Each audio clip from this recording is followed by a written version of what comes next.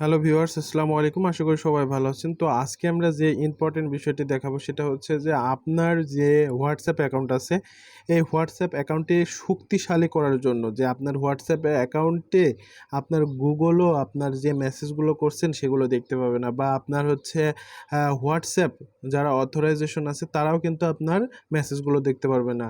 তো সেজন্য যে প্রাইভেসিটা দিয়ে দিয়েছে হোয়াটসঅ্যাপ, সেটা আজকে আমরা দেখব।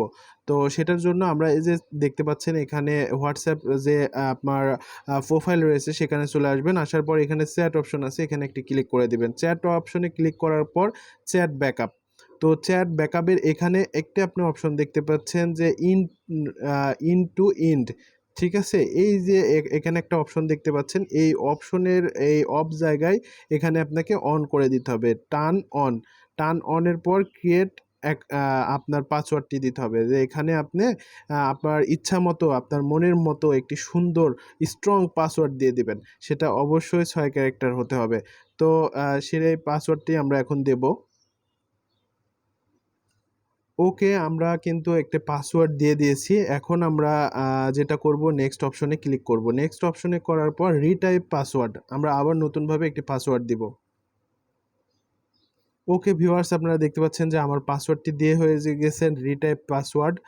তো নেক্সট অপশনে ক্লিক করে দিব। দেওয়ার পর ভিউয়ার্স এখানে দেখতে পাচ্ছেন যে ইনেবল, যে ক্রিয়েট অপশনে ক্লিক করলাম, এখানে ইনেবল হচ্ছে। তো ইনেবল হওয়ার পরে ভিউয়ার্স এখানে দেখতে পাচ্ছেন, এই যে এখানে দেখতে পাচ্ছেন যে অন হয়ে গেছে।